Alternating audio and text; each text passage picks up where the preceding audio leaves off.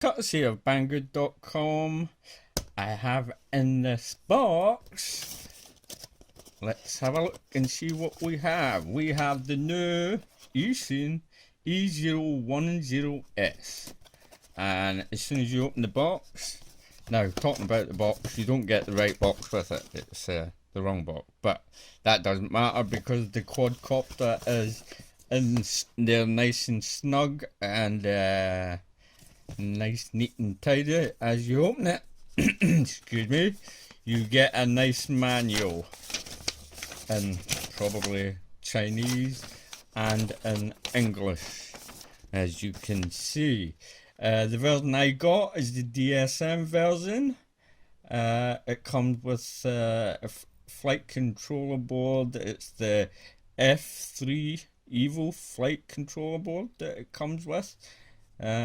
So let me just open it up and get this out of here quickly for you and show you what's in the box.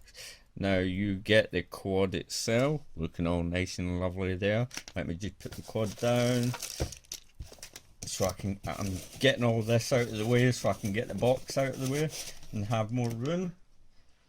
Right, that's the box out of the way. You get a little USB stick so you can charge your battery up, and the battery you get with it is a little 150 mAh 1S45C battery. It comes with a lossy connector on it, so you can plug this little USB charger into your laptop or anything, into your computer, plug your battery in and charge your battery up. But as always, I would highly recommend you have your own charger. I never usually recommend anything that comes with your quad. Now, the wire on the battery is really thick. This is one thing I'm going to point out at first, and on the quadcopter. So when you have plugged it in, you do have a lot of wire. You know, I think a bit too much wire. I think maybe, and when you're plugging it in and out, if you have greasy fingers, you're giving it a good tug, you might yank the wires off the board or something, you know. So that's just something to be aware of. Now, in the accessory bag, you have, let's open it up. You've got two rubber bands just in case you want a mod and put a bigger battery in. You have your little prop tool so you can get your props off. You have a spare set of propellers, and believe it or not, the propellers are the exact same size as the Eachine, so you can mix and match propellers. I'll put link in the description below where you can get propellers, extra propellers, and spare parts for the quadcopter, of course. And you have more double-sided foam tape. Now that's good because I had a little bump with the quadcopter earlier on. I've already flown it, and the camera came, the foam dislodged. The camera itself is an 800 TVL camera. It's 1/3 CMOS camera. It's supposed to be just as good as a CCD camera, and I must admit it is really good. When you turn it on, it's selectable, so you can switch between NTSC or PAL. When the blue LED is on, you're running NTSC. When it's off, you're running in PAL. Now the difference between PAL and NTSC is NTSC runs at 30 FPS and PAL runs at 25 FPS. Now this thing flies reasonably fast, but I'd keep it in PAL because you're going to be flying it about the house, so PAL's decent enough for the house. You have your little 3-leaf clover here. A lot of people are changing that out because it crushes in a crash to the little dipole, the little whip antennas, sorry, Right, let's get over to weight now. Is my scale at 0. The weight of the quad itself, and that's including the cap on the 800 TVL camera, is 21 grams, and with the battery it comes to 26 grams. Without the quad, of course, 5 grams. The motors are 6mm motors, and they are 15mm in length. How big are the props? The props are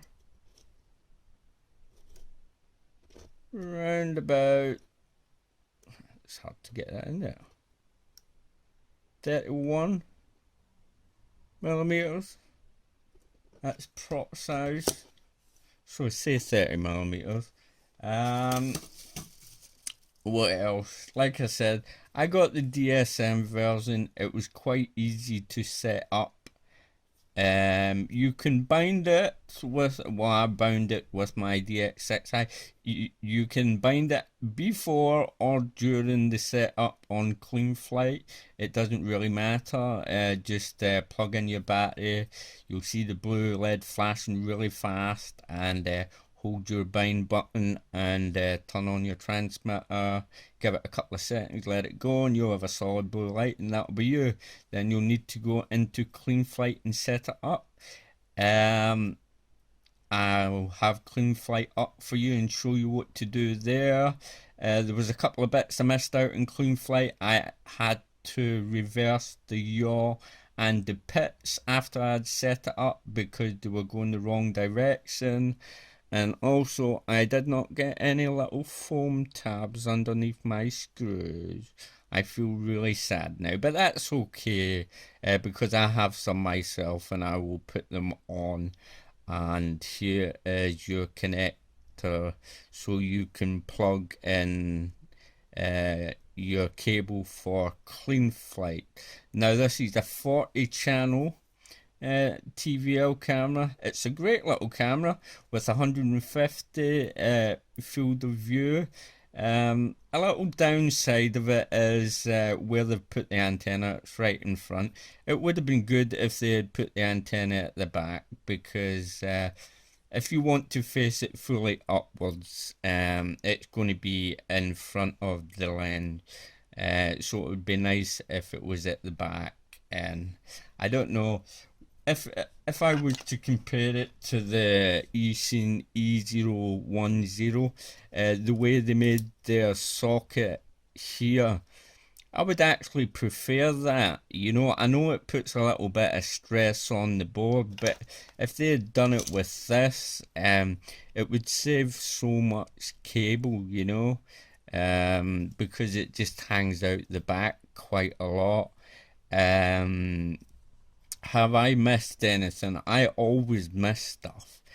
Selectable bands and channels, one press, a 1 second press to change your channel, a long press, 1.5 seconds to change your band, and like I said, it's switchable between NTSC and PAL.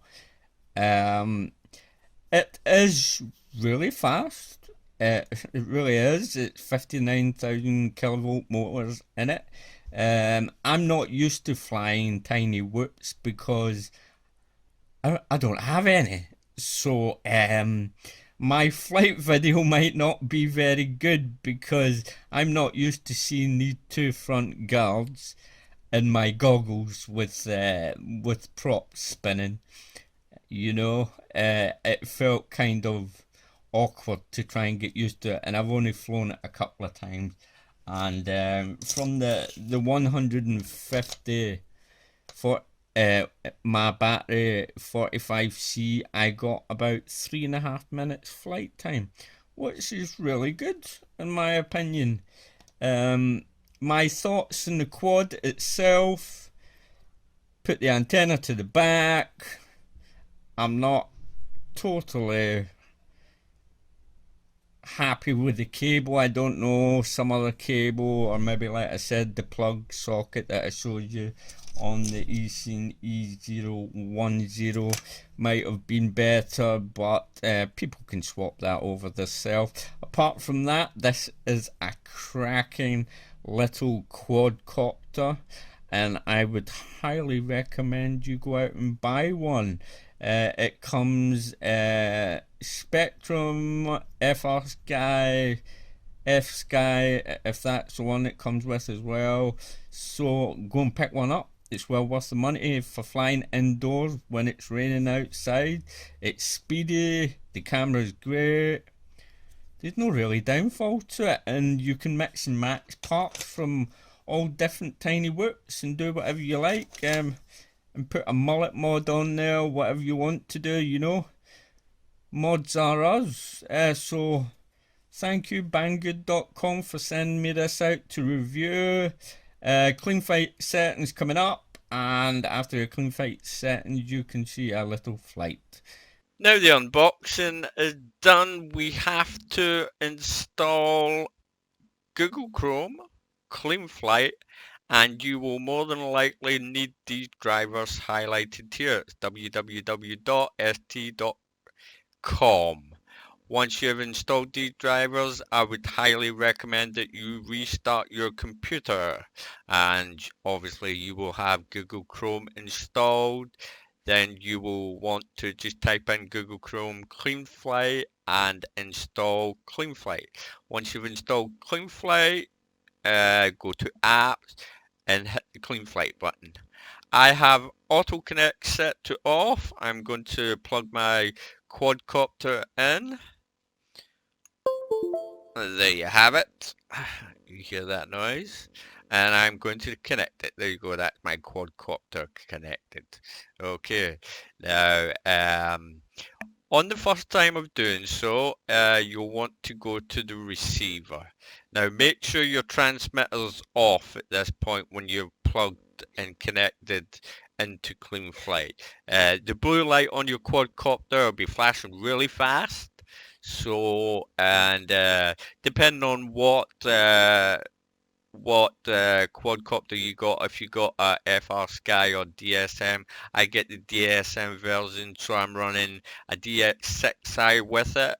So I'm picking this one at the bottom, the Spectrum one. The blue light flashing really fast on your quad at the moment.